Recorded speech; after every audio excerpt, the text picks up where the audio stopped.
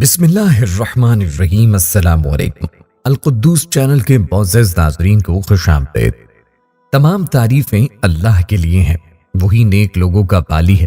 میں گواہی دیتا ہوں کہ اللہ کے سوا کوئی بھی معبود برحق نہیں، وہ یکتا ہے، اس کا کوئی شریک نہیں۔ اور میں یہ بھی گواہی دیتا ہوں کہ ہمارے نبی محمد صلی اللہ علیہ وآلہ وسلم اللہ کے بندے اور اس کے رسول ہیں۔ یا اللہ ان پر، ان کی آل اور تمام صحابہ کرام پر رحمتیں، سلامتیں اور برکتیں نازل فرما۔ دوستوں، آج کی اس ویڈیو میں ہم آپ کو قبلہ اول مسجد اقصیٰ کے بارے میں بتائیں گے۔ مسجد اقصیٰ مسلمانوں کے لیے اہم مقام کیوں ہے؟ یروشلم یہ شہر بیت المقدس مسلمانوں کے لیے اہم کیوں ہے؟ آخر مسجد اقصیٰ کے تعلق سے مسلمان اس قدر حساس کیوں ہیں اور اس کے تحفظ کے لیے اپنی جان کی بازی کیوں لگائے رہتے ہیں؟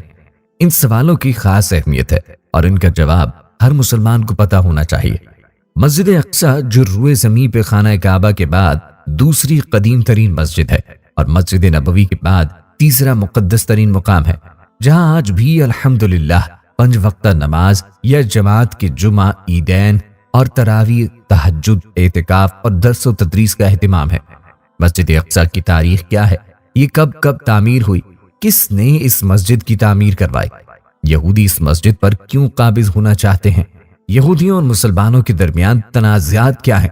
اسرائیل اور فلسطین کے درمیان ہونے والی اس جنگ کی وجہ کیا ہے؟ تمام تر چیزوں پر تفصیلی گفتگو کی جائے گی۔ آپ لوگ ویڈیو کو اسکپ مت کیجیے گا، بلکہ آخر تک لازمی دیکھنا ہے۔ پیارے دوستوں، یاد رہے مسجد اقصیٰ مشرقی یروشلم میں واقع ہے، جس پر اسرائیل کا قبضہ ہے۔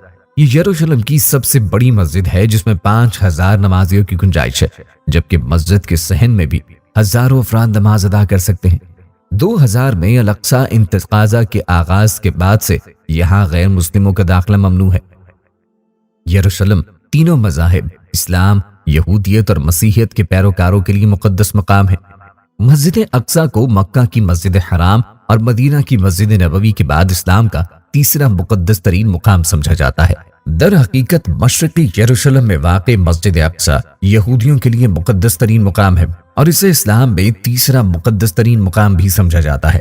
مقدس مقام، جسے یہودیوں کے لیے ٹیمپل ماؤنٹ اور مسلمانوں کے لیے الحرم الشریف کے نام سے جانا جاتا ہے، اس میں مسجد اقصیٰ اور ڈوم آف دی راک شامل ہیں۔ ڈوم آف دی راک کو یہودیت میں مقدس ترین مقام کا درجہ دیا گیا ہے اور مسلمان بھی پیغمبر اسلام محمد صلی اللہ علیہ وآلہ وسلم کی نسبت سے اسے مقدس مقام مانتے ہیں۔ اس مذہبی مقام پر غیر مسلموں کی عبادت کرنے پہ پابندی ہے۔ مسجد اقصیٰ گول گنبد والی مسجد کا نام ہے جو 35 ایکڑ کے احاطے میں موجود ہے۔ مسلمان اسے الحرم الشریف بھی کہتے ہیں، یہودی اسے ٹیمپل ماؤنٹ کہتے ہیں۔ یہ کمپلیکس یروشلم کے پرانے علاقے میں ہے، جسے یونیسکو سے عالمی ثقافتی ورثے کا درجہ مل چکا ہے۔ یروشلم کو مسلمان اس لیے خاص مانتے ہیں کہ انبیاء سابقین کی رہائش کا مقام رہا ہے اور آج بھی یہاں بہت سے پیغمبروں کی قبریں ہیں۔ یہاں واقع مسجد اقصیٰ کو انبیاء کرام نے تعمیر کیا تھا اور وہ یہاں عبادت کیا کرتے تھے۔ اسی مقام سے رسول کریم صلی اللہ علیہ وآلہ وسلم نے سفر معراج میں آسمان کی جانب عروج فرمایا تھا، اور مسجد اقصیٰ وہ جگہ ہے جہاں رسول کریم صلی اللہ علیہ وآلہ وسلم نے شب معراج انبیاء کی امامت فرمائی تھی۔ ابتداء میں یہی مقام مسلمانوں کا قبلہ تھا، مگر ہجرت مدینہ کے بعد رسول اکرم صلی اللہ علیہ وآلہ وسلم کی خواہش پر اللہ تبارک و تعالی نے خانہ کعبہ کو قبلہ قرار دے دیا۔ حالانکہ اس شہر اور اس مسجد کی فضیلت اب بھی اپنی جگہ پر ہے۔ اس شہر کی فضیلت قرآن کریم اور احادیث نبویہ کے اندر آئی ہے۔ رب تعالی ارشاد فرماتا ہے، اور ہم ان کو یعنی حضرت ابراہیم اور حضرت لوط کو نجات دی ایک ایسی سرزمین کی طرف کہ جس میں ہم نے تمام جہان والوں کے لیے برکت رکھ دی۔ مذکورہ آیت میں سرزمین بیت المقدس کا ذکر ہے۔ اس سرزمین کو بابرکت سرزمین کہا گیا ہے۔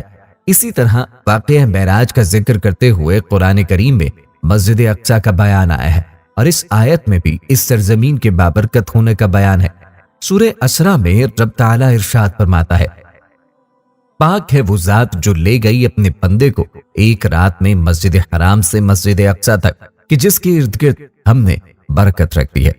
بیت المقدس مسلمانوں کا قبلہ اول ہے۔ ہجرت کے بعد 16 سے 17 ماہ تک مسلمان بیت المقدس مسجد اقصیٰ کی جانب رخ کر کے ہی نماز ادا کرتے تھے۔ پھر تحویل قبلہ کا حکم آنے کے بعد مسلمانوں کا قبلہ خانہ کعبہ ہو گیا۔ مسجد اقصی خانہ کعبہ اور مسجد نبوی کے بعد تیسرا مقدس ترین مقام ہے۔ مقامی مسلمان اسے المسجد الاقصی یا حرم قدسی شریف کہتے ہیں۔ یہ مشرقی یروشلم میں واقع ہے جس پر اسرائیل کا قبضہ ہے۔ یہ یروشلم کی سب سے بڑی مسجد ہے جس میں 5000 نمازیوں کی گنجائش ہے، جبکہ مسجد کے صحن میں بھی ہزاروں افراد نماز ادا کر سکتے ہیں۔ مسجد اقصی کے تعلق سے حدیث پاک میں آیا ہے کہ یہ روئے زمین پہ خانہ کعبہ کے بعد دوسری مسجد ہے۔ حضرت ابو ذر غفاری رضی اللہ عنہ سے روایت ہے، میں نے کہا اے اللہ کے رسول، اس روئے زمین پر سب سے پہلے کون سی مسجد تعمیر کی گئی؟ تو آپ نے جواب دیا مسجد حرام۔ میں نے پھر سوال کیا اس کے بعد کون سی مسجد تعمیر کی گئی؟ تو آپ نے فرمایا مسجد اقصی۔ میں نے کہا کہ ان دونوں کی تعمیر کے دوران کل کتنا وقفہ ہے؟ تو آپ صلی اللہ علیہ وآلہ وسلم نے ارشاد فرمایا 40 سال۔ اقصی بمعین دور عربی زبان کا لفظ ہے، یہاں بطور اسم استعمال ہے۔ عالم اسلام کا بچہ بچہ اسلام اور اس کی عظمت و شان سے واقف ہے۔ 10 سنہ ہجری میں 27ویں رجب شب دوشنبہ کو اللہ تعالیٰ کی جانب سے خاص اور منفرد سفر کی دعوت پر حضور اکرم صلی اللہ علیہ وآلہ وسلم کو مسجد حرام مکہ مکرمہ کعبۃ اللہ شریف سے لے جایا گیا۔ اس سفر کی پہلی منزل مسجد اقصی رہی، پھر 7 آسمانوں کی سیر، عالم برزخ کا مشاہدہ، عالم حشر کے سما کا نظارہ کراتے ہوئے خالق کائنات سے بلا فصل ملاقات کا شرف حاصل ہوا۔ اس واقعہ معراج کی فوراً بلا تردد تصدیق پر نبی اکرم صلی اللہ علیہ وآلہ وسلم کے یار غار خلیفہ اول حضرت سیدنا ابو بکر صدیق رضی اللہ عنہ کو صدیق کا لقب عطا ہوا۔ روئے زمین پہ مسجد حرام خانہ کعبہ کے بعد یہ دوسری قدیم ترین مسجد ہے، جہاں آج بھی الحمدللہ 5 وقتہ نماز باجماعت کے علاوہ جمعہ، عیدین اور تراویح، تہجد و اعتکاف اور درس و تدریس کا اہتمام ہے، اور مسجد نبوی کے بعد تیسرا مقدس ترین مقام ہے۔ فلسطین کی پاک سرزمین انبیاء کرام کا مسکن رہا ہے، اسی وجہ سے اسے سرزمین انبیاء بھی کہا جاتا ہے۔ اس کے چپے چپے پر انبیاء کرام علیہم السلام کے نشانات موجود ہیں۔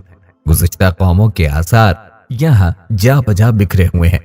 اس خطے کے کھنڈرات، یہاں کی اجڑی ہوئی بستیاں، وادیاں، پہاڑ اور دریا، غرض ہر شے اپنے دامن میں ایک مکمل تاریخ چھپائے ہوئے ہے۔ اس ارض مقدس کا مشہور اور قدیم شہر بیت المقدس ہے، اس کو القدس بھی کہتے ہیں۔ اس شہر القدس میں ایک تاریخی عمارت ہے جو صدیوں سے مختلف قوموں کا قبلہ چلی آتی ہے۔ یہ مسجد اقصی اور حرم شریف کے ناموں سے بھی مشہور ہے، اور مسجد صغری سنہری گنبد والی مسجد بھی ہے۔ یہ شہر 2 حصوں میں منقسم ہے، ایک پرانا شہر ہے، دوسرا نیا شہر ہے۔ پرانے شہر کے چاروں طرف اونچی دیواروں کا احاطہ ہے، اور اسی شہر میں تمام مقدس مقامات پائے جاتے ہیں۔ مسجد اقصی کے اطراف 1600 میٹر لمبی پتھر کی دیوار ہے۔ اس کے اندر 9 دروازے ہیں جو باب رحمت، باب عتقہ، باب فیصل، باب غواغہ، باب ناظر، باب حدید، باب قطابین، باب سلسلہ، باب مغاربہ کے نام سے موسوم ہے۔ مشہور ماہر آثار قدیمہ دان برجیم کہتا ہے کہ سادہ انداز کی نہایت متوازن عمارت بلا شبہ اسلامی تعمیرات کا قابل فخر سرمایہ ہے۔ اس کی تعمیر 5ویں اموی خلیفہ عبد الملک بن مروان نے 68 ہجری بمطابق 688 عیسوی میں شروع کروائی، جو 4 برس بعد 72 ہجری بمطابق 691 عیسوی میں تکمیل کو پہنچی۔ گنبد صغری کو مسجد صغری بھی کہا جاتا ہے۔ حرم قدسی کی زمین سے 30 میٹر بلند ہے۔ یہ شہر کی سب سے بڑی نشانی ہے۔ یہ 2 منزلہ عمارت ہے جو 8 کونوں والی ہے۔ ایک گوشے سے دوسرے گوشے کی دوری 20 میٹر اور اونچائی 15 میٹر ہے۔ نچلی منزل کی دیوار پر نہایت حسین سفید مرمر لگا ہے، جس پر فیروزے رنگ کے ٹائلز بھی ہیں، اور اس کے اندر سفید رنگ میں سورہ یاسین تحریر ہے۔ ان 8 گوشوں میں رنگین شیشے کی کھڑکیاں ہیں جن کی تعداد 56 ہے۔ اسی صغری کے نیچے غار انبیاء علیہم السلام ہے، جہاں پہنچنے کے لیے 11 سیڑھیاں ہیں۔ مسجد کے اندر 2 پٹ والے 4 دروازے ہیں، ان کے اندر سنگ مرمر سے بنے 16 ستون ہیں۔ مسجد صغری کی تعمیر کے بعد 72 ہجری بمطابق 691 عیسوی میں اموی خلیفہ عبد الملک بن مروان نے دوبارہ اس کی تعمیر کا آغاز کیا، اور تکمیل ان کے فرزند ولید بن عبد الملک کے دور میں ہوئی، جس پر ولید کے دور حکمرانی کے 7 سال کے محاصل ٹیکس کی خطیر رقم اس تعمیر پہ صرف ہوئی۔ مسجد اقصی کی لمبائی 80 میٹر اور چوڑائی 55 میٹر ہے، اور 23 بربری اونچے ستونوں اور 49 چوکور چھوٹے ستونوں پہ کھڑی یہ عمارت 705 عیسوی میں مکمل ہوئی۔ دروازوں پر سونے اور چاندی کی چادریں چڑھی ہوئی تھی۔ مسجد کے 11 گیٹ ہیں جن میں سے 7 شمال میں ہیں۔ 5 بار اس کی تعمیر ہوئی۔ موجودہ تعمیر 1035 عیسوی کی ہے۔ یروشلم شہر کی یہ سب سے بڑی مسجد ہے جس میں بیک وقت 50,000 مسلمان نماز پڑھ سکتے ہیں۔ 15 جولائی 1099 عیسوی کو بیت المقدس پر عیسائی حملہ آوروں کا قبضہ ہوا۔ ہزارہا مسلمان مردوں، عورتوں اور بچوں کا قتل عام کیا گیا اور مسجد کو گرجا میں تبدیل کر دیا گیا۔ بعد میں اس کے کئی حصوں کو رہائش گاہوں کے طور پہ استعمال کیا گیا۔ 12 اکتوبر 1187 کو وہ عظیم الشان موقع آیا جب مسجد اقصی عیسائی قابطین سے واپس مل گئی۔ یہ عظیم کامیابی بطل جلیل سلطان صلاح الدین ایوبی کے شہر فتح کرنے پہ حاصل ہوئی۔ سلطان نے عمارات اور مسجد میں تبدیلیوں کو ختم کیا، پھر مسجد اقصی اصلی حالت پہ لائی گئی۔ مسلمانوں نے مسلسل 1 ہفتے تک پانی اور عرق گلاب سے غسل دیا۔ عظیم الشان نادر ممبر سلطان صلاح الدین غادی نے حلب میں تیار کرا کے مسجد میں نصب کیا۔ 15 اگست 1967 عیسوی بڑے کرب کا دن تھا جب ایک آسٹریلوی یہودی سیاح مائیکل روہن نے اسرائیلی حکومت کی ایما پر مسجد اقصی میں آگ لگا دی۔ تقریباً 4 گھنٹے تک یہ آگ بھڑکتی رہی جس سے جنوب مشرقی سمت کی چھت شہید ہو گئی اور سلطان کا وہ نادر یادگار ممبر جل کے راکھ ہو گیا۔ سیاح روہن کو گرفتار کر کے معمولی سزا سنائی گئی۔ مسجد صغرا اور مسجد اقصی کے قریب قبرستان ہے جس کی بڑی اہمیت ہے۔ مدینہ منورہ کے بعد یہاں دفن کیے جانے کو ترجیح دیا گیا ہے۔ اس قبرستان کے دروازوں کو متنازع کہہ کے بند کر دیا گیا۔ یہودیوں کا عقیدہ ہے کہ انہی دروازوں سے مسیح علیہ السلام یروشلم میں داخل ہوں گے۔ یہودیوں کا عقیدہ ہے کہ اللہ تبارک و تعالی آخرت میں یہاں دفن ہونے والوں کو بخش دے گا، اسی لیے یہ قبرستان بھی ان کے لیے مقدس ہے۔ اس قبرستان کے قریب یروشلم میں حضرت عیسیٰ علیہ السلام نے قیام کیا تھا۔ عیسائیوں کی کتاب انجیل کے مطابق یہاں کوہ موریا پر حضرت ابراہیم علیہ السلام کے اس امتحان میں کامیاب ہوئے تھے کہ وہ اپنے بیٹے اسحاق علیہ السلام کو اللہ کی راہ میں قربان کرنا چاہتے تھے۔ یہودیوں کے مطابق یہ ان کی عظیم عبادت گاہ ہیکل سلیمانی کا دوسرا نام ہے۔ عیسائیوں کے یہاں مقدس مقامات بھی ہیں۔ عیسائیوں کے عقیدے کے مطابق عیسیٰ علیہ السلام کو یہاں صلیب پہ چڑھایا گیا تھا۔ یہودیوں کی کتاب تلمود کے مطابق یہی وہ مقام ہے جہاں کی مٹی سے آدم علیہ السلام کی تخلیق کی گئی۔ یہی وہ مقام ہے جہاں سے حضرت آدم علیہ السلام نے اللہ تعالیٰ کے لیے قربانیاں پیش کی تھیں۔ یہاں مسیحا کی آمد پر مردوں کو بخشا جائے گا۔ یہاں ٹیلے کے ٹھیک نیچے مغربی دیوار ہے جس کو دیوار گریا کہا جاتا ہے۔ یہودیوں کا دعویٰ ہے کہ یہ دیوار ان کے قدیم عبادت گاہ کا بچا ہوا حصہ ہے، اسی لیے ان کے لیے یہ عبادت کی سب سے مقدس جگہ ہے۔ یہودیوں کا دعویٰ ہے کہ یہاں ہیکل سلیمانی تھا جسے 586 قبل مسیح بابل حکومت نے تباہ کر دیا تھا۔ بعض مورخ کہتے ہیں یہاں دوسرا عبادت خانہ تھا جسے رومی فوج نے 70 عیسوی میں تباہ و تاراج کر دیا تھا۔ اس دیوار سے لگ کر یہودی اپنی مقدس عبادت گاہ کی تباہی کے غم میں گریا کرتے ہیں، اسی لیے اس دیوار کو دیوار گریا کہتے ہیں۔ دیوار گریا کو عربی میں المبقع کہتے ہیں، ویلنگ وال انگریزی میں۔ حرم کے وسط میں ایک چبوترے پر ایک مخروطی گنبد قبۃ الصغرا ہے۔ حرم کے چاروں طرف حجرے ہیں۔ شمالی دیوار کے حجروں میں عربی یونیورسٹی تھی۔ جنوبی سمت مختصر عجائب گھر ہے جس میں مختلف نوادرات ہیں۔ مغربی دیوار سے ملے کے ایک حجرے میں شریف حسین شریف مکہ اور قریب میں مشہور مجاہد آزادی ہند مولانا محمد علی جوہر مدفون ہیں۔ اس مغربی دیوار کے بیرونی حصے کا نام دیوار گریا ہے جس کا طول 7 فٹ ہے۔ دیوار کے نچلے حصے میں بادشاہ ہیروڈ کے زمانے کے بڑے بڑے پتھر نہایت خوبصورتی سے لگے ہوئے ہیں۔ اوپری حصے پر رومی طرز کے بڑے بڑے پتھر نصب ہیں۔ دیوار پر جدید طرز کی نقش و نگاری کی گئی ہے۔ اس دیوار کی اہمیت یہودیوں کی تاریخ اور دینی نسبت سے ہے۔ خاص طور پر یہودی مرد و زن مذہبی تہواروں کے علاوہ ہر سب ہفتہ واری دیوار گریا کی زیارت کرتے ہیں۔ حالانکہ یہ دیوار حرم کی ہے اور حرم کی تعمیر حضرت عمر رضی اللہ عنہ کے عہد میں خود مسلمانوں نے کی تھی۔ دوستوں، مسجد اقصی کی تاریخ پر اگر نظر دوڑائیں تو معلوم ہوتا ہے کہ مصریوں کی غلامی سے رہائی کے بعد جب صحرائے سینا میں بنی اسرائیل کو سیدنا موسیٰ علیہ السلام کے ذریعے سے باقاعدہ شریعت عطا کی گئی تو ساتھ ہی حضرت موسیٰ کو یہ ہدایت بھی کر دی گئی کہ وہ بدنی اور مالی عبادت کی مختلف رسوم ادا کرنے کے لیے خیمے کی شکل میں بنی اسرائیل کے لیے ایک عبادت گاہ بنائے۔ اس خیمے کی بناوٹ، اس کے ساز و سامان اور اس میں ادا کی جانے والی رسوم کی پوری تفصیل خود اللہ تبارک و تعالی نے حضرت موسیٰ علیہ السلام کو سمجھائی۔ تورات میں اس خیمے کا ذکر خیمہ اجتماع، مقدس، مسکن اور شہادت کے خیمے کے مختلف ناموں سے کیا گیا ہے۔ حضرت موسیٰ کو یہ بھی حکم دیا گیا کہ وہ خاص وضع کا ایک صندوق بنا کر اس میں تورات کی الواح کو محفوظ کرے اور اسے خیمہ اجتماع میں ایک مخصوص مقام پر مستقل طور پر رکھ دیں۔ تورات میں اس کو عہد کے صندوق کے نام سے عبادت گاہ تھی، جس کا حکم یاد کیا گیا ہے۔ یہ ایک متحرک اور قابل انتقال صحرائے سینا میں بنی اسرائیل کے عارض قیام اور مسلسل نقل مکانی کے پیش نظر دیا گیا تھا۔ اس کے ساتھ ساتھ تورات میں بنی اسرائیل کو یہ حکم بھی دیا گیا کہ جب وہ بیت المقدس کو فتح کر لیں تو اللہ تعالیٰ کی طرف سے مقرر کردہ جگہ پر عبادت گاہ تعمیر کر کے قربانی، نذر اور دیگر شرعی رسوم وہیں ادا کیا کریں۔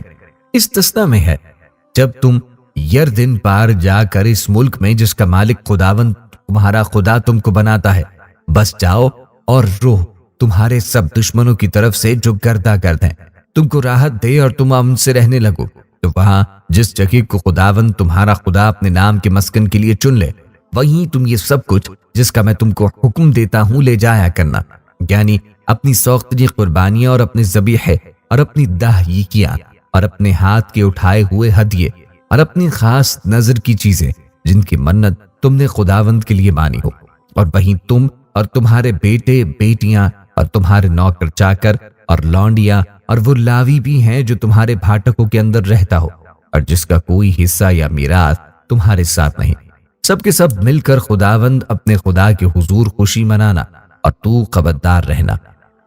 ایسا نہ ہو کہ جس جگہ کو دیکھ لے وہیں اپنی ساختنی قربانی چڑھائے، بلکہ فقط اسی جگہ جسے خداوند تیرے کسی قبیلے میں چن لے تو اپنی ساختنی قربانیاں گزارنا اور وہیں سب کچھ جس کا میں تجھ کو حکم دیتا ہوں کرنا۔ حضرت یوشع بن نون کی قیادت میں بنی اسرائیل نے اللہ تعالیٰ کے حکم کے مطابق بیت المقدس کو فتح کیا۔ اس کے بعد تقریباً 4 صدیوں تک بنی اسرائیل علاقے میں پہلے سے آباد مختلف نسلی گروہوں کے ساتھ لڑنے اور انہیں مغلوب کرنے کی جدوجہد میں مصروف رہے۔ اس عرصے میں چونکہ سرزمین فلسطین پہ بنی اسرائیل کے قبضے اور ان کے سیاسی اقتدار کو استحکام حاصل نہیں تھا، اس لیے مرکز عبادت کی حیثیت اسی خیمہ اجتماع کو حاصل رہی۔ 4 صدیوں کی مسلسل جدوجہد کے بعد آخر سیدنا داؤد علیہ السلام کے زمانے میں بنی اسرائیل ان کی قیادت میں ان مقامی گروہوں کو بڑی حد تک کچلنے اور ایک مستحکم سلطنت کی بنیاد رکھنے میں کامیاب ہو گئے، تو اللہ تعالیٰ کی طرف سے حضرت داؤد علیہ السلام کو ایک باقاعدہ مرکز عبادت تعمیر کرنے کی ہدایت ملی۔ حضرت داؤد علیہ السلام نے اس مقصد کے لیے ارنان بیبوسی نامی شخص سے اس کا ایک کھلیان خریدا جو کوہ موریا پہ واقع تھا اور تعمیر کے لیے ابتدائی تیاریاں شروع کر دی۔ تاہم اپنی حیات میں وہ اس مرکز عبادت کو تعمیر نہ کر سکے اور اپنے فرزند سیدنا سلیمان علیہ السلام کو اس کی تعمیر کی وصیت کرتے ہوئے معبد کا تفصیلی نقشہ انہیں سمجھا کر دنیا سے رخصت ہو گئے۔ حضرت سلیمان علیہ السلام نے اپنے والد کی وفات کے بعد اپنے دور حکومت میں اس نقشے کے مطابق مقررہ جگہ پر ایک شاندار عبادت گاہ تعمیر کرائی جو تاریخ میں ہیکل کے نام سے معروف ہے، اور اس کی تاریخ 900 قاف میم میں مکمل ہوئی۔ اپنی شان و شوکت اور جاہ و شکوہ کے لحاظ سے یہ عمارت عجائبات عالم میں شمار ہوتی تھی۔ اس کی تعمیر کی پوری تفصیل سلاطین اور تواریخ میں مذکور ہے۔ قرآن مجید کے بیان کے مطابق اس کی بڑی بڑی محرابوں کی تعمیر کے لیے سلیمان علیہ السلام نے ان جنات سے بھی مدد لی تھی جنہیں اللہ تعالیٰ نے ان کے لیے مسخر کر دیا تھا۔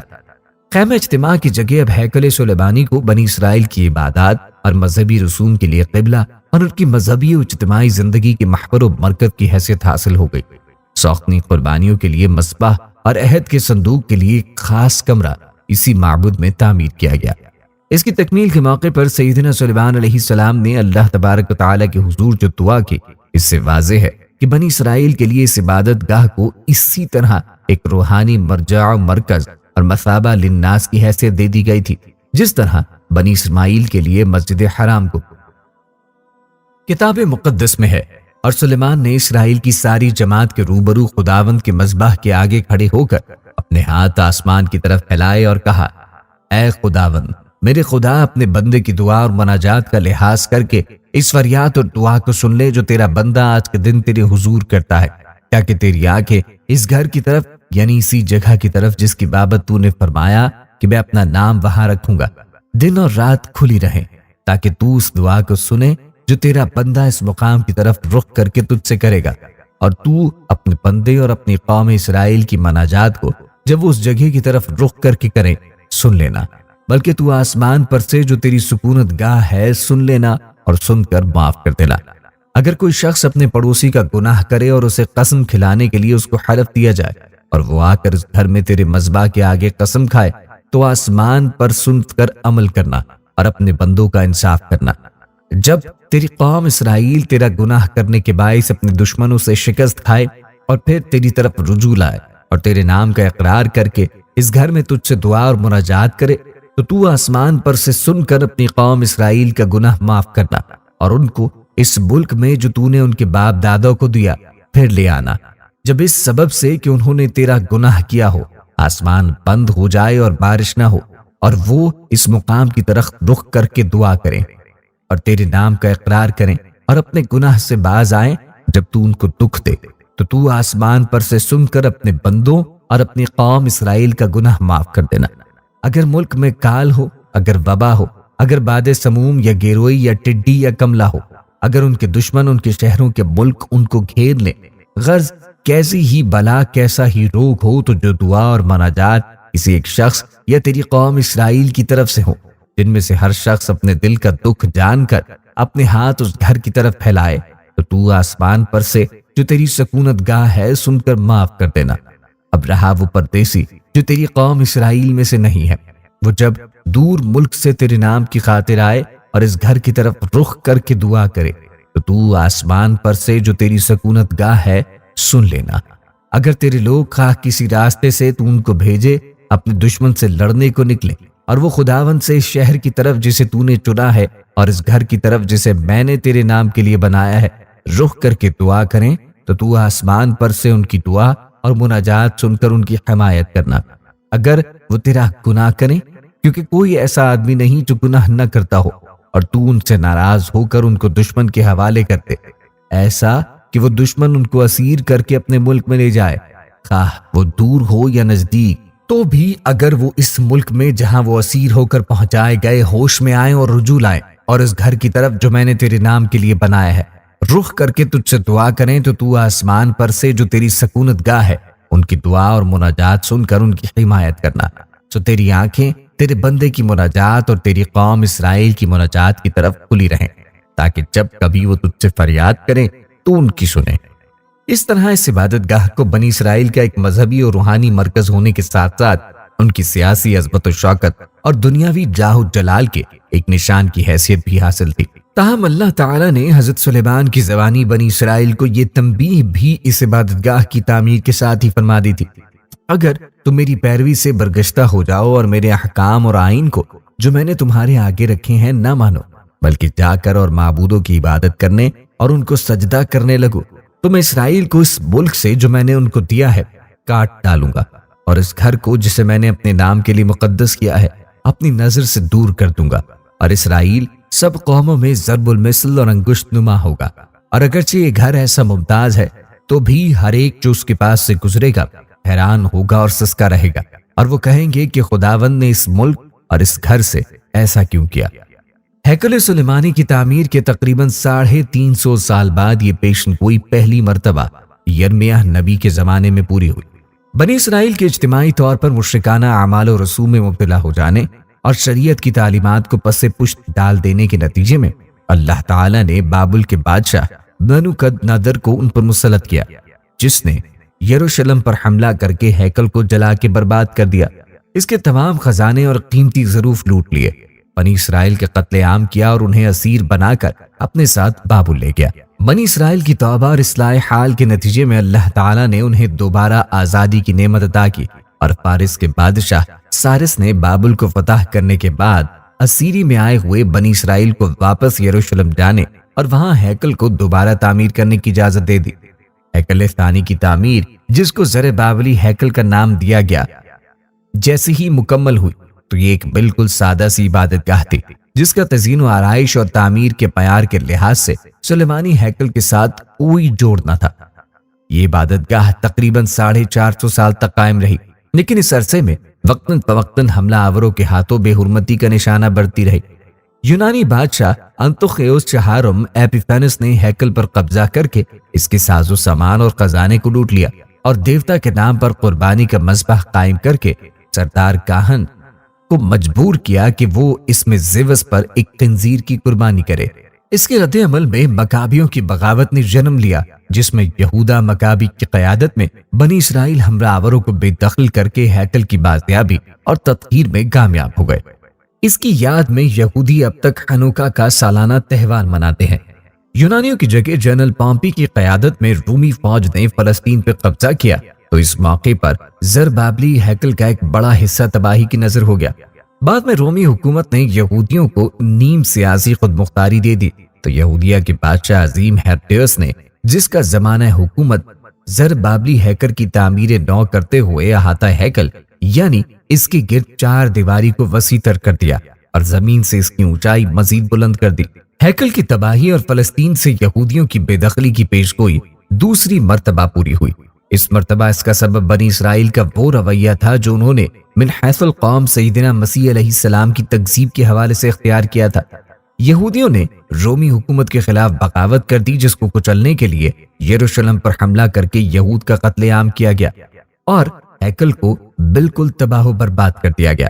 یہودیوں نے رومی حکومت کے خلاف بغاوت کر دی، جس کو کچلنے کے لیے رومی جنرل تیتس نے یروشلم پر حملہ کر کے یہود کا قتل عام کیا اور ہیکل کو بالکل تباہ و برباد کر دیا۔ زندہ بچ جانے والے یہودیوں کو جلا وطن کیا گیا اور یروشلم میں ان کا داخلہ ممنوع قرار دیا گیا۔ تاہم بعد کے ادوار میں یہ پابندی نرم کر کے یہودیوں کو مخصوص مواقع پر یروشلم میں آنے اور ہیکل کے کھنڈرات کی زیارت کرنے کی اجازت دے دی گئی۔ ہیکل کی اس دوسری تباہی میں اس کی صرف مغربی دیوار محفوظ رہ گئی تھی، جو رفتہ رفتہ یہودیوں کا مقام اجتماع اور ان کی گریہ زاری کا مرکز بن گئی اور اس بنا پر دیوار گریہ یعنی ویلنگ وال کہلانے لگی۔ رومی شہنشاہ ہیڈرن نے یروشلم کو دوبارہ آباد کر کے اس کا نام جوپیٹر رکھا اور ہیکل کی جگہ رومی دیوتا ایلیا کیپیٹولینا کے نام پر ایک عالی شان معبد تعمیر کرایا۔ 4 صدی عیسوی میں مسیحیت کے روم کا سرکاری مذہب بن جانے کے بعد قسطنطین اعظم نے اس معبد کی جگہ چرچ اور ریسٹریکیشن تعمیر کرا دیا۔ مسلمانوں نے یروشلم کو فتح کیا تو اس موقع پر امیر المومنین عمر بن الخطاب رضی اللہ عنہ صحابہ کی معیت میں مسجد اقصی میں آئے۔ اس وقت ہیکل کے پتھر صغرا بیت المقدس کے اوپر کوڑا کرکٹ پڑا تھا۔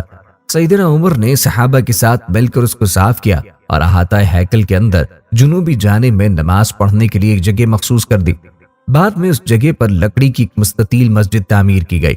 اموی خلیفہ عبد الملک بن مروان نے صغرا بیت المقدس کے اوپر ایک شاندار گنبد تعمیر کرایا جو قبۃ الصغرا ڈوم آف راک کے نام سے معروف ہے۔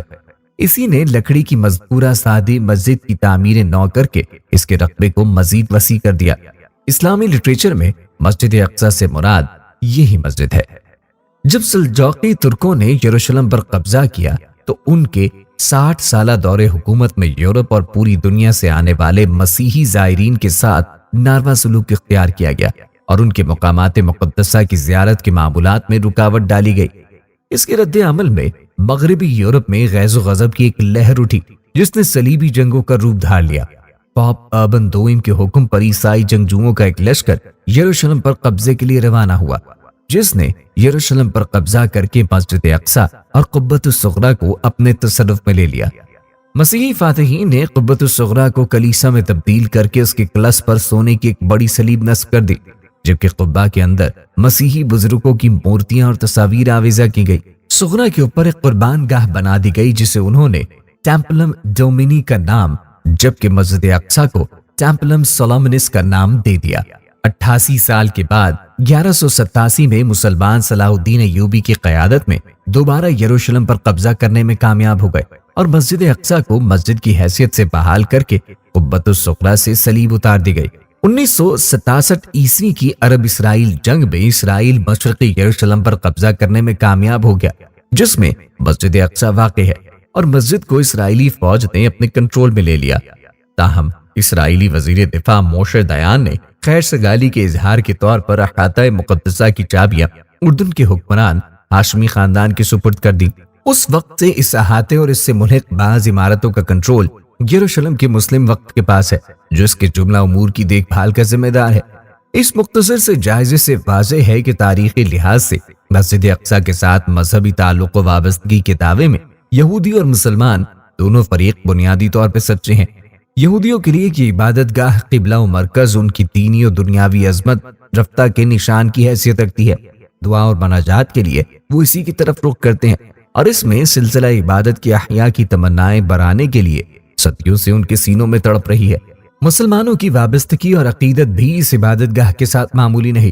یہ مقام انبیاء بنی اسرائیل کی ایک یادگار ہے جن پہ ایمان اور جن کا احترام و تعظیم مسلمانوں کے اعتقاد کا جزو لا ينفک ہے۔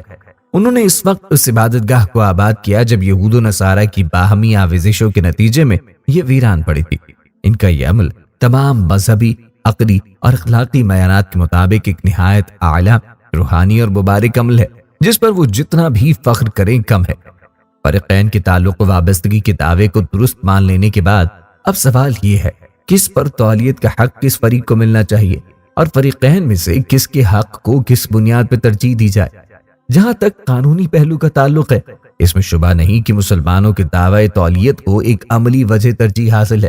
انہوں نے یہ عبادت گاہ نہ یہودیوں سے چھینی تھی اور نہ ان کی پہلے سے موجود کسی عبادت گاہ کو ڈھال کر اس پر اپنی عبادت گاہ تعمیر کی تھی۔ نیز وہ بحالت موجودہ اس کی تولیت کے ذمہ دار ہیں، اور یہ ذمہ داری وہ گزشتہ 13 صدیوں سے صلیبی دور کے استثناء کے ساتھ تسلسل کے ساتھ انجام دیتے چلے آ رہے ہیں۔ یہی وجہ ہے کہ بین الاقوامی سطح پر بھی اس کی تولیت کا حقدار مسلمانوں ہی کو تسلیم کیا گیا ہے۔ صحیح بخاری میں حضرت ابو ذر رضی اللہ عنہ سے روایت ہے کہ انہوں نے رسول اللہ صلی اللہ علیہ وآلہ وسلم سے سوال کیا کہ روئے زمین پر سب سے پہلے کون سی مسجد تعمیر کی گئی تھی؟ آپ نے فرمایا مسجد حرام۔ انہوں نے سوال کیا کہ اس کے بعد؟ آپ نے فرمایا مسجد اقصی۔ انہوں نے دوبارہ سوال کیا کہ ان دونوں کی تعمیر کے مابین کتنا عرصہ تھا؟ آپ نے فرمایا 40 سال۔ اس روایت پر یہ اشکال ہے کہ تاریخی مسلمات کی رو سے مسجد اقصی کی تعمیر حضرت سلیمان علیہ السلام کے ہاتھوں ہوئی، اور ان کے اور سیدنا ابراہیم و اسماعیل علیہ السلام کے مابین جو مسجد حرام کے معمار تھے کئی صدیوں کا فاصلہ ہے، جبکہ روایت میں دونوں مسجدوں کی تعمیر کے درمیان صرف 40 سال کا فاصلہ بتایا گیا۔ علماء حدیث کے نزدیک اس کی توجہ یہ ہے کہ مسجد اقصی کے مقام کی تعیین تو حضرت یعقوب علیہ السلام نے فرما دی تھی، اور مذکورہ روایت میں اسی کا ذکر ہے، جبکہ حضرت سلیمان علیہ السلام نے صدیوں بعد اسی جگہ پر ہیکل سلیمانی کو تعمیر کیا۔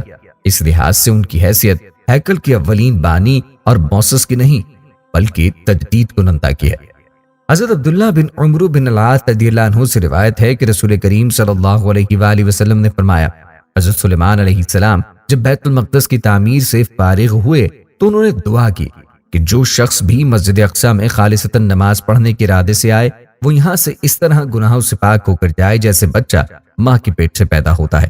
رسول کریم صلی اللہ علیہ وآلہ وسلم نے فرمایا مجھے امید ہے کہ اللہ نے ان کی یہ دعا قبول فرما لی ہوگی۔ ہیکل سلیمانی کی ان دو مشہور و معروف بربادیوں کا تذکرہ قرآن مجید نے بھی کیا ہے، اور ہم نے تورات میں بنی اسرائیل سے صاف کہہ دیا تھا کہ تم 2 مرتبہ زمین میں فساد مچاؤ گے اور بڑی سرکشی پہ اتر آؤ گے۔ بس جب ان میں سے پہلا موقع آیا تو ہم نے تم پر اپنے نہایت سخت گیر اور طاقت پر بندوں کو مسلط کر دیا جو تمہارے گھروں کے اندر گھس آئے، اور یہ وعدہ پورا ہو کر رہنا تھا۔ پھر ہم نے ان کے خلاف تمہیں بالادستی کا موقع دیا اور مال و اولاد سے تمہاری مدد کی اور تمہیں خوب جھتے والا بنا دیا۔ اگر تم نے بھلائی کا رویہ اختیار کیا تو اپنے ہی فائدے کے لیے، اور اگر بد چلن ہو گئے تو اپنا ہی نقصان کیا۔ پھر جب دوسرا موقع آیا تو اسی طرح دشمنوں کو تم پر مسلط کیا جو تم پہ چڑھائے تاکہ تمہارے چہروں کو بگاڑ کر رکھ دیں، اور اسی طرح مسجد میں گھس جائیں جس طرح پہلی مرتبہ گھسے تھے، اور جو چیز ان کے ہاتھ لگے اس کو توڑ پھوڑ کر رکھ دیں۔ توقع ہے کہ تمہارا رب تم پر پھر رحم کرے گا، لیکن اگر تم نے دوبارہ یہی رویہ اپنایا تو ہم بھی یہی کچھ کریں گے، اور ہم نے جہنم کو کافروں کے لیے قید خانہ بنا رکھا ہے۔ دنیا میں صرف 3 مساجد ایسی ہیں جن میں نماز کی خصوصی فضیلت بیان کی گئی ہے۔ ان میں پہلی مسجد حرم کعبہ ہے اور دوسری مسجد اقصی۔ حضرت عبداللہ بن عمرو اللہ کے رسول صلی اللہ علیہ وآلہ وسلم سے روایت کرتے ہیں حضرت سلیمان نے جب بیت المقدس کی تعمیر مکمل کر لی تو اللہ تعالیٰ سے 3 باتوں کی دعا کی۔ جب وہ مسجد بنا کے فارغ ہو گئے تو اللہ تعالیٰ سے کہا کہ جب بھی کوئی شخص اس مسجد میں نماز پڑھنے کی غرض سے آئے تو وہ گناہوں سے ایسے پاک ہو کر نکلے جیسے کہ اس کی ماں نے اس کو جنا ہو۔ مسجد اقصی سے احرام باندھ کر حج کو جانے کی بھی خصوصی فضیلت کا حدیث میں ذکر ہے۔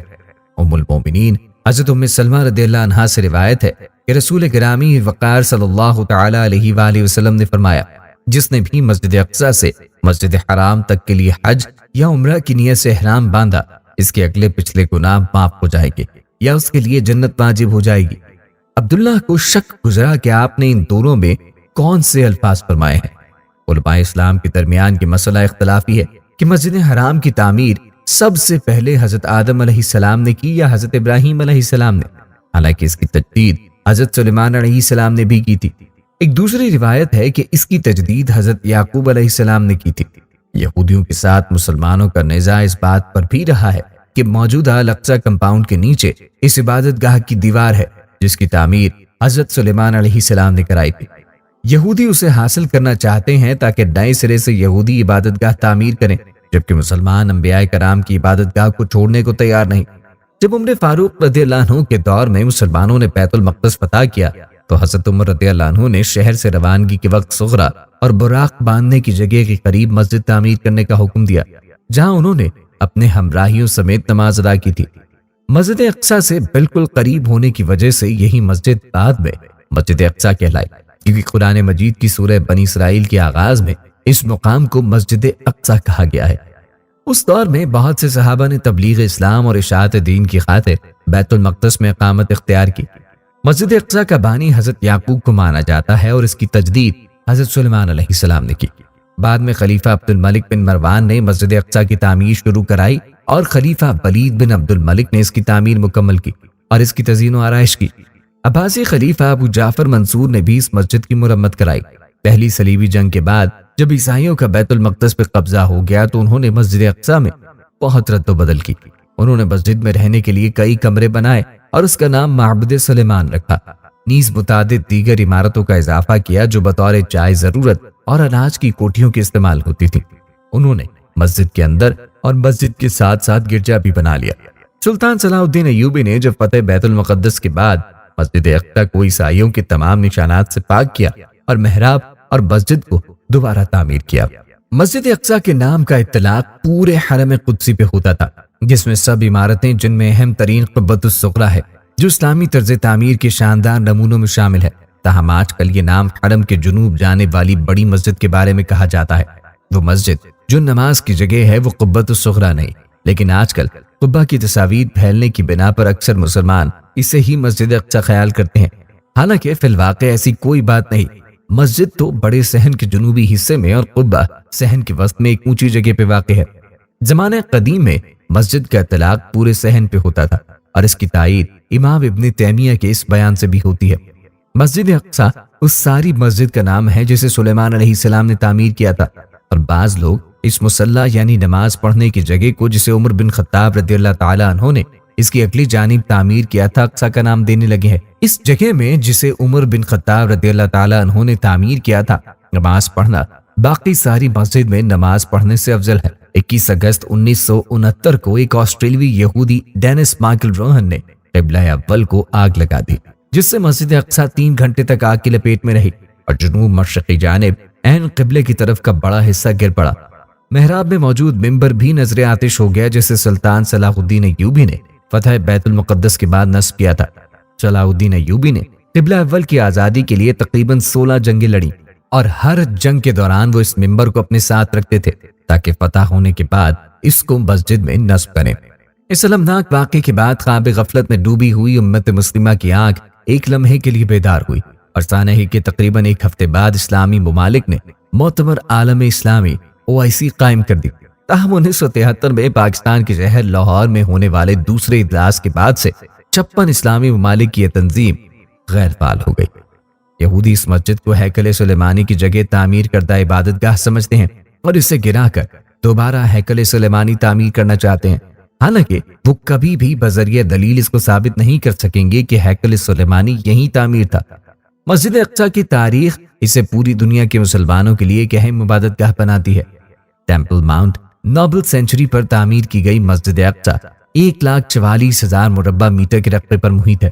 مقدس کمپلیکس میں الاقصی لائبریری، صحن، نماز کے کمرے، مساجد اور دیگر مذہبی نشانات ہیں۔ حضرت ابراہیم علیہ السلام لیکن یروشلم کی فتح کے بعد اسے منہدم کر دیا گیا تھا۔ اس کے بعد 705 عیسوی میں عبد الملک ابن مروان کے حکم پر پہلی بار ٹیمپل باؤنڈ کی چوٹی پر واقع سب سے دور کی مسجد کو سرکاری طور پر دوبارہ تعمیر کیا گیا۔ مسجد کی تعمیر مکمل ہونے سے پہلے ہی ان کا انتقال ہو گیا اور ان کے بیٹے نے بعد میں اس منصوبے کو جاری رکھا اور اسلام کی تیسری اہم ترین مسجد کی بنیاد رکھنے میں اہم کردار ادا کیا۔ تاہم 748 عیسوی میں بدقسمت زلزلے نے مسجد اقصی کا پہلا ڈھانچہ تباہ کر دیا۔ تاریخی مسجد ایک بار پھر 780 عیسوی میں تعمیر کی گئی، لیکن 1033 عیسوی میں آنے والے زلزلے نے اسے زمین بوس کر دیا۔ اس کے بعد 1099 عیسوی میں صلیبیوں کے قبضے کے فوراً بعد انہوں نے مسجد اقصی کی تعمیر نو کی اور اسے اپنا محل بنا لیا۔ بعد میں اسے 1119 عیسوی میں ٹیمپلز نائٹس کا ہیڈ کوارٹر بنا دیا گیا۔ اس کے بعد سلطنت عثمانیہ کے دور میں مسجد اقصی کی کئی بار تزئین و آرائش کی گئی۔ طویل کہانی مختصر، مسجد اقصی کا فن تعمیر جو آج ہم دیکھ رہے ہیں وہ وہی ڈھانچہ نہیں ہے جو سینکڑوں سال پہلے بنایا گیا تھا۔ قبلی مسجد کئی سالوں میں کئی تعمیر نو سے گزری ہے، صرف ایک چیز جو کہ وہیں رہ گئی، اس کا مقام۔ دوستو 7ویں صدی عیسوی میں ظہور اسلام ہوا۔ حضرت عمر رضی اللہ تعالیٰ عنہ کے دور خلافت 14 ہجری 636 عیسوی میں جنگ کے بغیر بیت المقدس مسلمانوں کے قبضے میں آ گیا۔ ہجرت کے 15ویں سال ہیکل کی آخری تباہی کے 569 سال بعد 636 عیسوی میں دنیا کی بے مثال فتح کے ذریعے مسلمانوں کے قبضے میں آیا۔ اسقف اعظم سفر ونیس نے شہر کی چابیاں خود امیر المومنین کو پیش کی۔ حضرت عمر رضی اللہ عنہ نے نماز ادا کرنے کے لیے جگہ دریافت کی۔ پادریوں نے ہیکل کی اجڑی ہوئی جگہ کا نشان بتایا جہاں کھنڈر کے سوا کچھ نہ تھا۔ حضرت عمر رضی اللہ عنہ نے وہاں نماز ادا کی۔ اسی جگہ حرم کے 1500 فٹ لمبے اور 1000 فٹ چوڑے احاطے کا سنگ بنیاد رکھا۔ اس کے اندر زیتون اور سروں کے درخت لگائے، ایک حصے پہ چھت ڈالی گئی۔ یہ جگہ نماز کے لیے مخصوص ہو گئی۔ یہ مسجد سیدنا عمر رضی اللہ عنہ کہلائی۔ 1350 سال سے مسجد عمر، حرم اور اس کی تمام متعلقہ عمارات مسلمانوں کے قبضے میں چلی آ رہی ہیں۔ جس زمانے میں فلسطین پر برطانیہ کا قبضہ اور اقتدار قائم ہوا تھا، اس وقت یہودیوں نے اس دیوار پہ اپنا حق ملکیت قائم کرنے کی کوشش کی، حالانکہ یہ دیوار حرم کی ہے۔ 1929 عیسوی میں یہودیوں نے اقوام متحدہ میں دیوار گریہ پر اپنی ملکیت کا دعویٰ کیا۔ عالمی ادارے نے ایک کمیشن قائم کیا۔ فریقین نے کمیشن کے سامنے اپنے دلائل اور شواہد پیش کیے، جس نے مکمل چھان بین کے بعد یہ فیصلہ دیا کہ قانونی اور تاریخی اعتبار سے دیوار گریہ حرم کا ایک حصہ ہے جس پر مسلمانوں کا قبضہ ہے اور ان کے مالکانہ حقوق بالکل درست ہے۔ یہودیوں کو صرف اس قدر حق ہے کہ وہ اس کی زیارت کے لیے یہاں آ سکتے ہیں، لیکن بعد میں برطانیہ اور مغربی اقوام کی سازش سے فلسطین میں یہ المناک صورت پیدا ہوئی کہ 14-15 جولائی 1948 کی درمیانی رات اسرائیل کے قیام کا اعلان کیا گیا اور شہر بیت المقدس کے کچھ حصے پر یہود کی اس نام نہاد حکومت کو قبضہ دے دیا گیا۔ یہ دنیائی تاریخ کی سب سے بڑی سازش ہے اور ایسی سازشوں کا سلسلہ مسلم امہ کے خلاف جاری ہے۔ اللہ حفاظت فرمائے، آمین۔ یہود کی تمام شرارتوں اور سازشوں کے باوجود انتہائی رواداری کے جھوٹے ثبوت دیے جاتے رہے، حتیٰ کہ 1948 کی جنگ کے دوران بھی دیوار گریہ کی زیارت کے لیے زائرین کی خاطر عارضی جنگ بندی اور مکمل حفاظتی پہرے کے ساتھ یہود کے لیے وہاں زیارت و عبادات کے انتظامات کیے گئے۔ ہزاروں برس تک یہودی اللہ تعالیٰ کے قہر و غضب کا نشانہ بنتے رہے۔ ہر قوم انہیں ٹھوکریں مارتی رہی۔ جس ملک میں رہنے گئے وہاں سے ذلیل و خوار کر کے نکالے گئے، پھر بھی مسلمان رواداری کا ثبوت دیتے رہے۔ مسلمان باوجود اقتدار کے دیوار گریہ کی زیارت کی اجازت دیتے رہے، لیکن مارچ 1983 میں ایک دن اچانک چند سر پھرے دہشت گرد یہودیوں نے حرم شریف بیت المقدس پر زبردستی قبضے کی کوشش کی۔ تاہم بفضل تعالی یہود اس ناپاک سازش میں ناکام رہے۔ ان کی ہمیشہ یہ کوشش رہتی ہے کہ حرم شریف کو نیست و نابود کر کے دیوار گریہ اور ہیکل سلیمانی کا احیاء کیا جائے۔ فیصلہ کن جنگ کی تیاریوں کی غرض سے شاید یہ منصوبہ اپنایا جا رہا ہے۔ مسلمانوں کے قبلہ اول کو نشانہ بنا کر سارے عالم اسلام کو برباد کیا جائے، اس لیے ساری دنیا کے ذہنوں سے مسجد اقصی کے خاکے کو مٹایا جا رہا ہے۔ اور فرمائیے، گنبد صغرا زرد گنبد کو ہی مسجد اقصی کے طور پہ پیش کیا جا رہا ہے، اور مسلمانوں کی اچھی خاصی تعداد سنہرے گنبد والی مسجد کو ہی مسجد اقصی سمجھ رہی ہے۔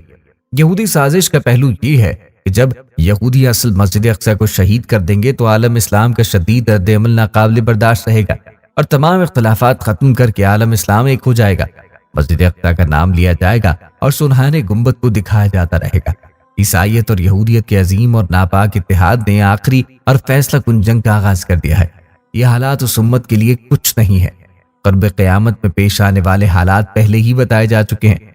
اس وقت کا المیہ یہ ہے کہ اب تنہا امت کو ان حالات کا مقابلہ کرنا پڑ رہا ہے۔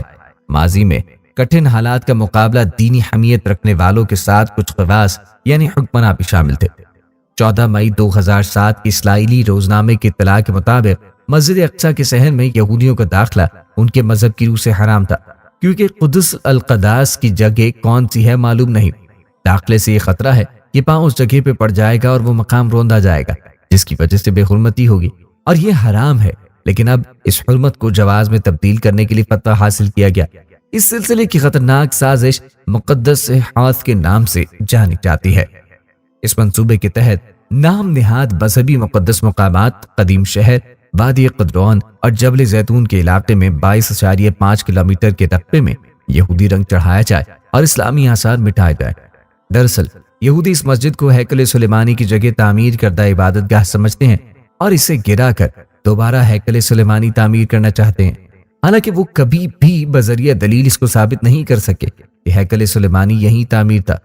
گزشتہ نصف صدی سے زائد عرصے کے دوران اسرائیلی یہودیوں کی جارحانہ کارروائیوں اور جنگوں میں ہزاروں لاکھوں فلسطینی مسلمان شہید، زخمی یا بے گھر ہو چکے ہیں، اور لاکھوں افراد مقبوضہ فلسطین کے اندر یا آس پاس کے ملکوں میں کیمپوں کے اندر قابل رحم حالت میں زندگی بسر کر رہے ہیں، بلکہ غزہ تو مکمل ایک زندان بن چکی ہے، اور اقوام متحدہ اور اس کے کرتا دھرتا امریکہ اور یورپ کے ممالک یہودیوں کے سرپرست اور پشتے باں بنے ہوئے ہیں۔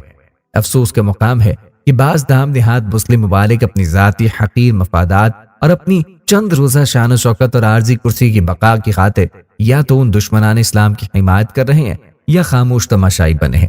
لیکن یہ یہود اور اس کے حواریے یاد رکھیں کہ شام جو زمانہ قدیم میں لبنان، فلسطین، اردن اور شام کی سرزمین پر مشتمل تھا، جہاں آج یہ یہود قابض ہیں، حدیث کے مطابق قرب قیامت میں وہاں اسلام کا غلبہ ہوگا اور ایمان اور اہل ایمان فتنوں کے اس دور میں زیادہ تر شام کے علاقوں میں ہی ہوں گے۔ فتنوں کے اس زمانے میں اہل اسلام کی مختلف عورتوں میں مختلف جماعتیں اور لشکر ہوں گے۔ اس دور میں آپ صلی اللہ علیہ وآلہ وسلم نے شام اور اہل شام کے لشکر کو اختیار کرنے کی ترغیب دلائی، کیونکہ اس دور میں ان کی حفاظت کی ذمہ داری اللہ تبارک و تعالی نے دی ہوگی۔ یہ حضرت مہدی اور حضرت عیسیٰ علیہ السلام کا لشکر ہوگا، اور آخری وقت زمانہ قرب قیامت میں خلافت اسلامیہ کا مرکز و محور ارض مقدسہ ہوگی۔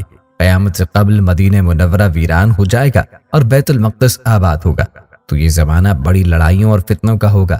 اس کے بعد دجال کا خروج ہوگا۔ دجال شام اور عراق کے درمیان سے نکلے گا۔ دجال کا فتنہ اس امت کا بہت بڑا فتنہ ہے، اس سے ہر نبی نے اپنی قوم کو ڈرایا، مگر دجال مکہ، مدینہ، بیت المقدس اور کوہ طور میں داخل نہیں ہو سکے گا۔ سیدنا عیسیٰ علیہ السلام کا نزول بھی انہی علاقوں دمشق کے مشرق میں سفید مینار کے پاس ہوگا، اور وہ دجال کو باب لد کے پاس قتل کریں گے۔ باب لد فلسطین کے علاقے میں بیت المقدس کے قریب ہے، جس پر اسرائیل غاصب نے قبضہ کر رکھا ہے، اور اسی طرح فتنہ یاجوج ماجوج کی ہلاکت اور انتہا بھی بیت المقدس کے قریب جبل القمر کے پاس ہوگی۔ یہ بات روز روشن کی طرح آیا ہے کہ قیامت اس وقت تک قائم نہیں ہوگی کہ جب تک یہودیوں کو صفحہ ہستی سے مٹا نہ دیا جائے۔ آج پوری دنیا سے یہودی اپنے مقتل اسرائیل میں جمع ہو رہے ہیں۔ قیامت سے پہلے یہ وقت ضرور آئے گا کہ مسلمان یہودیوں کو چن چن کر قتل کریں گے۔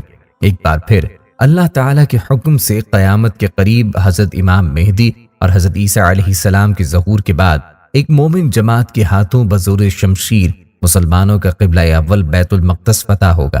بیت المقدس اور فلسطین کے موجودہ حالات سے یہ بات واضح ہے کہ وہ وقت اب قریب ہے، لہٰذا مسلمانوں کو چاہیے کہ وہ قبلہ اول کی حفاظت اور آزادی کے لیے ہمہ وقت تیار رہیں، اور اپنی نسلوں کو اس کی تاریخ سے واقف کرواتے ہوئے اس کی بازیابی کے لیے تیار کریں۔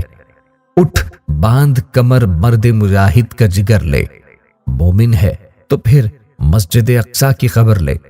قرآن مجید میں تو یہ اعلان بھی ہے کہ یہاں برکت ہے، سورہ اعراف، سورہ اسراء، سورہ انبیاء، سورہ سبا میں۔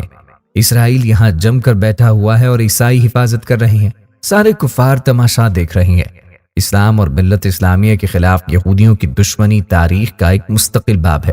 یہود مدینہ نے عہد رسالت مآب میں جو شورشیں اور سازشیں کی، ان سے تاریخ اسلام کا ہر طالب علم آگاہ ہے۔ گزشتہ 14 صدیوں سے یہود نے مسلمانوں کے خلاف بالخصوص اور دیگر انسانیت کے خلاف بالعموم معادانہ رویہ اپنا رکھا ہے۔ 20ویں صدی کے حادثات و سانحات میں سب سے بڑا سانحہ مسئلہ فلسطین ہے۔ یہود و نصارہ نے یہ مسئلہ پیدا کر کے گویا اسلام کے دل میں خنجر گھونپ رکھا ہے۔ 1948 میں اسرائیل کے قیام کے بعد یورپ سے آئے ہوئے غاصب یہودیوں نے हजारों साल से फलस्तीन में आबाद फलस्तीनियों को उनकी जमीनों और जायदादों से बेदखल करके उन्हें कैंपों में निहायत अबतर हालत में जिंदगी बसर करने पर मजबूर कर दिया है। आलम इस्लाम के इंतशार के शिकार होने के बावजूद फलस्तीनी आज भी निहत्ते मुजाहिमत कर रहे हैं और इसराइली दरिंदगी का डट कर सामना कर रहे हैं। ऐसी सूरत हाल में हमारी जिम्मेदारी है कि हम मासूम और मसलूम फलस्तीनियों की खुलकर तायीद करें और उन्हें उनका हक दिलाएं। साथ ही इंसानियत का मुजाहिरा करते हुए हमें उन्हें दवा और ग़िज़ा समेत हर मुमकिन मदद भी फराहम करनी चाहिए। अपनी गोद में पाले हैं पैगंबर उसने, मोमिन पर वाजिब है मस्जिद अक्सा का तहफ़्फ़ुज़ करना। क्या यहूद का जिंदा कांप रहा है, गूंज रही हैं तकबीरें, उकताए हैं शायद कुछ कैद और तोड़ रहे हैं जंजीरें। दीवारों के नीचे आकर यूं जमा हुए जिंदानी, सीनों में तलातुम बिजली का, आंखों में झलकती शमशीरें। हमास के गैरतमंदों ने बताया कि अभी कुव्वत ईमान बाकी है, अभी मुसलमान बाकी है। ये भी बताया कि ये जगह फलस्तीन मेरे अजदाद का विरसा है। मस्जिद अक्सा हमारा क़िबला अव्वल है। ये वही जगह है जहां मुसलमानान के अंबिया आए, जहां सैयदुल अंबिया हजरत मोहम्मद सल्लल्लाहु अलैहि वसल्लम ने मेराज की रात अंबिया व मलाइका की इमामत फरमाई। मैं हमास के उन ईमान वालों को सलाम पेश करता हूं कि जिन्होंने जमा मर्दी से बताया कि खैबर हमारा आगाज था, कैसर व किसरा, रोम, यूरोप और मस्जिद अक्सा हमारी इंतहा है। इस्लाम गालिब होने वाला दीन है, बाकी इस्लाम को मगलूब करने वालों का, सोचने वालों का नामो निशान तक न रहेगा। अल्लाह ताला मुसलमानों के क़िबला अव्वल को आज़ाद कराए और दुनिया भर के मजलूम मुसलमानों की मदद फरमाए, आमीन। हम उम्मीद करते हैं कि आपको हमारी आज की ये वीडियो जरूर पसंद आई होगी। अगर आपको हमारी आज की ये वीडियो पसंद आई है तो आपसे गुजारिश है कि आप हमारे चैनल को जरूर सब्सक्राइब करें और साथ ही लगे बेल के बटन को भी प्रेस कर लें, ताकि आपके पास हमारी आने वाली मजीद मालूमाती वीडियोस का नोटिफिकेशन बर वक्त मिलता रहे।